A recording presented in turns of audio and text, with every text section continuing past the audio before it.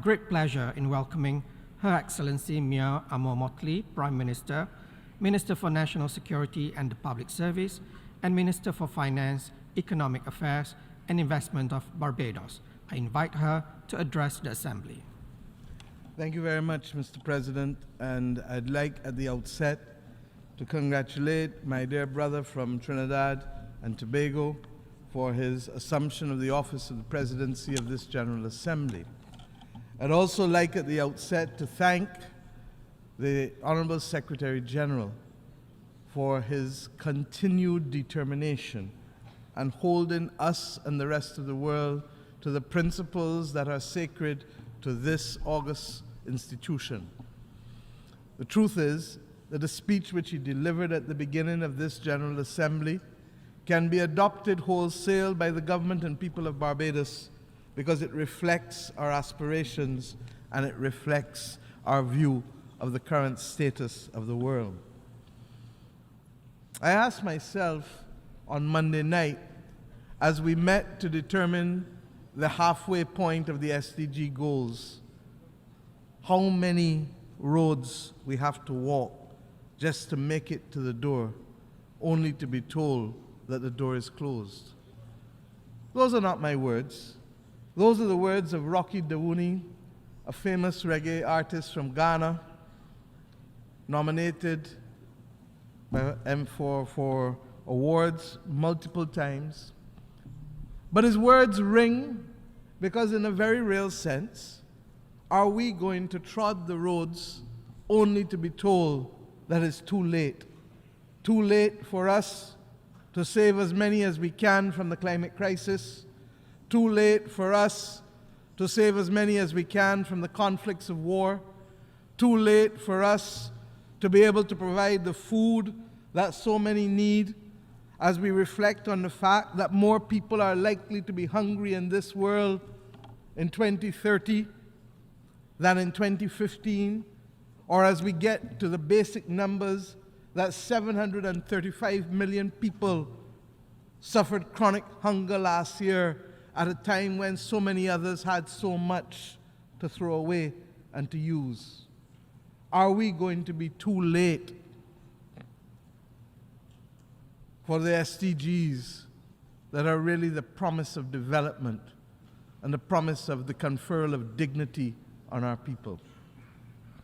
We have today to determine what is the will of this body comprised of the member states to make the fundamental governance changes that will deliver in the third decade of the 21st century. Our world, as you know, is replete with issues. And I don't need to stand here and recount them in detail, for you have heard them in almost every speech delivered from this podium. But what is the issue is whether we can summon the determination that is required of us to make the changes that are appropriate to the age in which we live. Our democracy cannot survive if we do not have the same facts. But yet we live in a world where the generation of fake news is almost a daily occurrence, and where people act on those premises without consideration for whether the news is true or not. The role that artificial intelligence, generative artificial intelligence, will play in our world must be for good purposes and not evil. But if we are to ensure that is the case, then an appropriate framework for regulatory action must be put in place. We therefore support the actions of the Secretary General, recognizing that the question will come one day from some as to whether you sought to preserve our democracy or whether you allowed it to crumble, and whether you have failed us as individual citizens of the world. We ask that question, recognizing that AI is not in the immediate focal point of many, because the drama and the crises that surround climate is taking out all of the oxygen, literally, in the world. Those people who died in Libya recently were going about their business. They had aspirations. They had business that they were hoping to do, families that they were trying to protect. And in the flash of an eye, all of that came to an end. And not because we didn't expect it or anticipate it. The records of the multinational companies who are engaged in fossil fuels will show that they have always known for a considerable period of time the consequences of their actions. And while they themselves are not the immediate cause, the absence of technology to be able to limit what they are emitting is the cause. And by extension, therefore, they must take responsibility. We can go no further without an engagement of the oil and gas companies that is meaningful and credible. And we need to stop talking about it and just simply ensure that that kind of conversation can happen. But it is not just the oil and gas companies, and we have nothing against them. We do not want to bankrupt them. But their actions continue to have implications for too many of our people. Their actions are equally bolstered by what I call the fit group, the financial institutions, the insurance companies, and the transport companies. They get a buy or a pass because they are invisible to the transactions and to the activity that lead to the problems that the world is facing. But they too are as responsible and need to step up to the plate. The notion that we can preserve global public goods only with public money ignores the fact that we have seen for the last 50 years the absolute dominance of the capitalist markets leading to a consolidation of wealth, and hence the ability to be able to play their role must be summoned by the rest of us. We cannot continue to put the interests of a few before the lives of many. I ask us today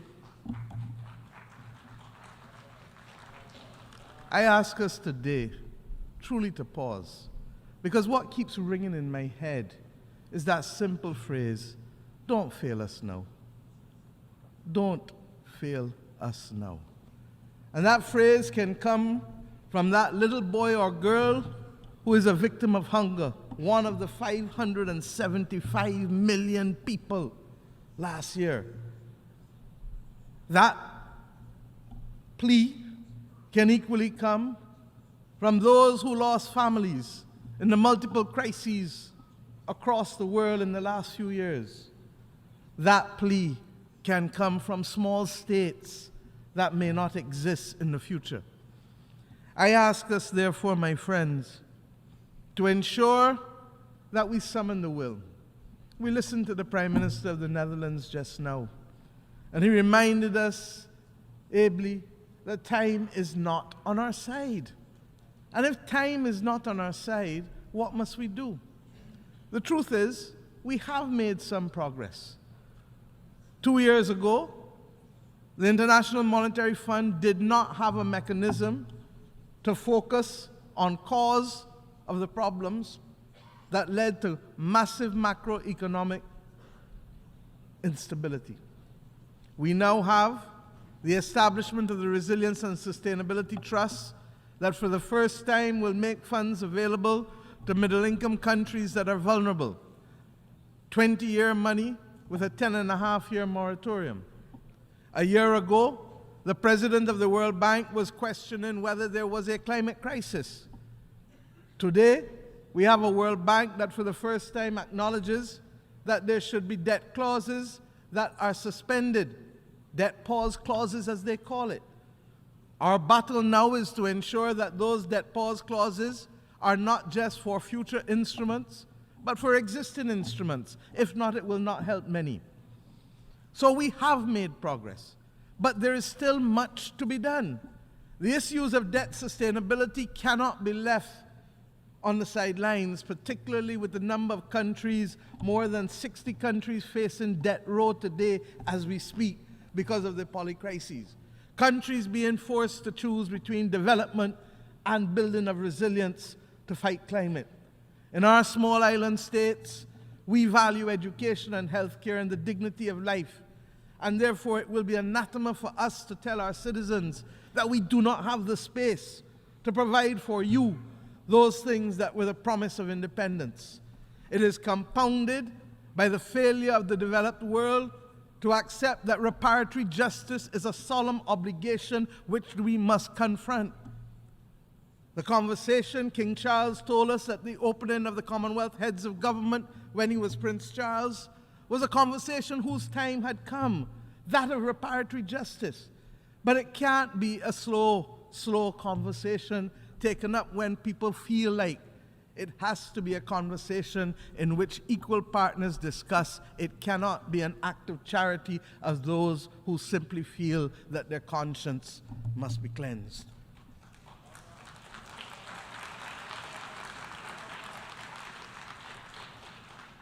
We were about to write the leaders of the European Union last year on this issue of reparatory justice, and we paused because of the Russian incursion into Ukraine. But it seems as though there are not those who want to make peace there or elsewhere in the world, and therefore we have to lift our finger off the pause button and resume the discussions, because the development deficit caused by centuries of exploitation is now affecting our capacity to build the resilience that is necessary in our nations. Similarly, I want to thank, because a year ago we did not have the Paris Agenda for People and Planet. We had the Bridgetown Initiative, and the Bridgetown Initiative has allowed us to keep the debate going, because we need to change, as I said Monday morning in this hall, the belief that we can have short-term money financing development and building resilience. I shan't go into all of the details because we don't have the time, but suffice it to say that we are committed to the twin battle of saving people and planet, and to ask us to do anything else is a false construct that does not work. The markets have to be educated as to why long-term capital is the only salvation for developing countries and ultimately for people and planet.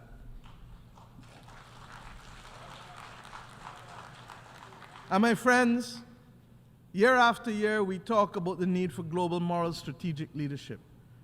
I shan't go into all of the details, but in my own region, in Africa, in Latin America, in the Pacific, there are too many examples where we fall short. And I speak specifically now first and foremost about Haiti. The world owes Haiti a resolution. It is not a matter of options. The world owes Haiti a resolution. A year ago, we knew that the gas riots had led to serious instability. And 12 months later, we cannot get out of this building and into the support that the people of Haiti need. There is no doubt a need for a legitimacy with respect to the government of Haiti, and therefore a national unity government may well be the only bridge that can carry us to safety. The Caribbean community has appointed 3 former prime ministers as an eminent persons group. And as we heard the Secretary General say in this hall, politics is the art of compromise. Diplomacy is the art of compromise. I say simply to those who act in the name of the people of Haiti, there must be compromise in constituting that government of national unity if we are to provide the bridge, to provide the security, to stop women from being raped, stop people from being killed, stop people from being affected by cholera and other public health diseases. But even when we put in the institutional support that Haiti may need, and I want to thank the governments of Kenya and Rwanda, who from as far back as 12 months ago committed to being able to provide the kind of institutional support and leadership that the Haitian police need. But as they did that commitment, what they have not necessarily accounted for is the continued reduction in the numbers of the police, largely because of persons fleeing to lands of greater opportunity and being facilitated in so doing. This cannot wait much longer.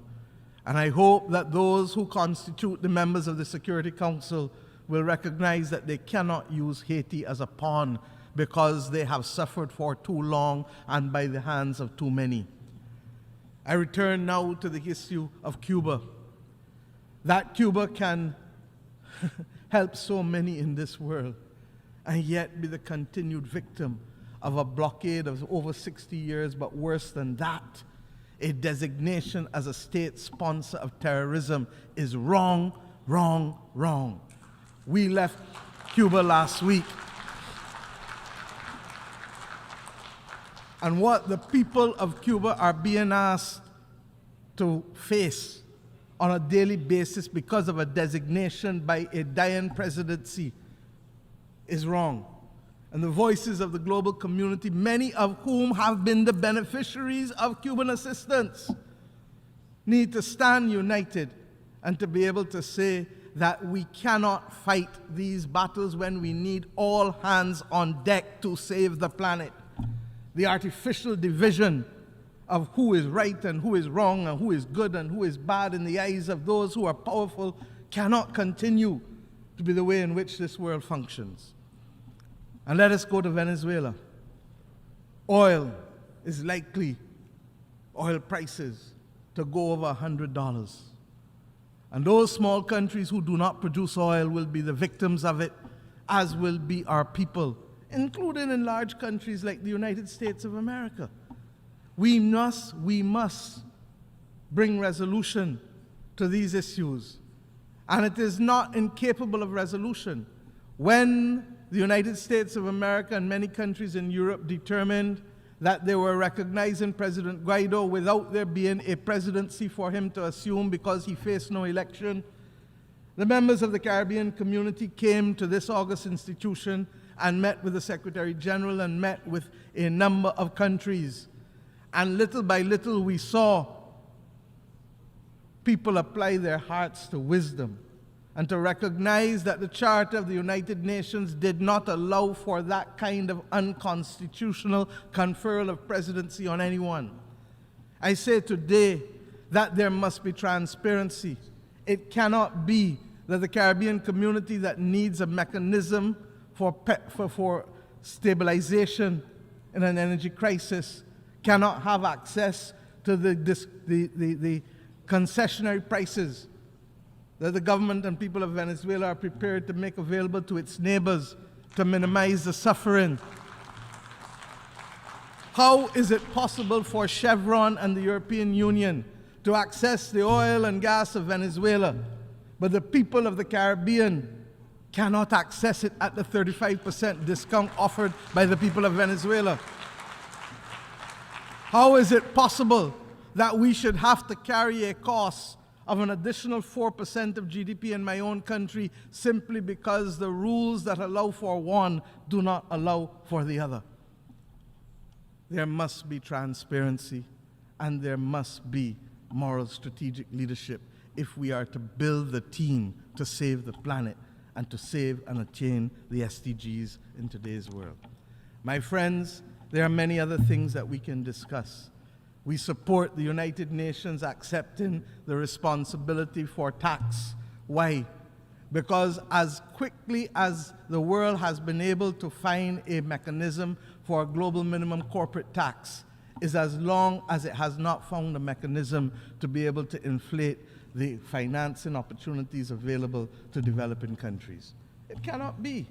We know how to run fast in one set of circumstances when it suits one set of people, but yet we run very slow when it matters to billions of people and their access to life and livelihood. I do not want to prey on your time anymore, but suffice it to say that we have reached a point where we must give thanks for the progress made, but recommit ourselves. For the mission was never simply to make progress. The mission is to be able to save the planet and to give the people of the world the best opportunity for life that is necessary for them as human beings. To be able to save the biodiversity of this world. To be able to save the soils of this world that must nurture the food that we eat. To be able to allow us to have access to safe water. And if we don't change how we do our business, if we don't recognize that the Security Council needs to put itself in a position not to speak to climate change, but to protect us against the climate crisis, because it is as much of a crisis as the war in Ukraine or the wars in Africa or the instability and conflict elsewhere in the world. And if we don't take a proactive approach, then we truly shall be victims of it. I believe that reform is critical at this point. But what I believe doesn't matter. What matters is the action of each and every country in this. And will we always be in a position of flux? No. There is hope because human beings want to survive. But the problem is that those whose actions we most need may be so confident in their survival that they do not act early enough for us. And that is why I say, will we trod the road to be able to get to the gates only to find that we are too late and the gates have closed? It will be open for some, but it will be closed for many. You know, vision without action, Nelson Mandela told us, is just a dream. And action without vision just passes the time. But vision with action can change the world. Our citizens believe that we come into a talk shop when we come here. You and I know that it's potentially different. But it will only be different when those of you who have the responsibility to act on behalf of governments can ask your governments to come to the point of the decisions that we need to make to provide the funding, the tools, and the solidarity, rebuilding the trust that this debate calls for. And if we can do that, then we will not save all, but we can save the majority of people who are currently on the front line. We, for those of us who work on the SDGs, believe that as we work to save the planet, we have to redouble our efforts. And I leave you with one thing. The efforts to provide education and to save people from hunger and to remove gender discrimination are not simply the actions of governments. They have now equally to be the actions of individual citizens. But governments must help personalize those SDG goals for their citizens. If we can do that and we can continue to make the case for finance and if we can continue to stay focused on the climate crisis, then yes, we shall see a better world and we can shine the light on the future of many. I thank you.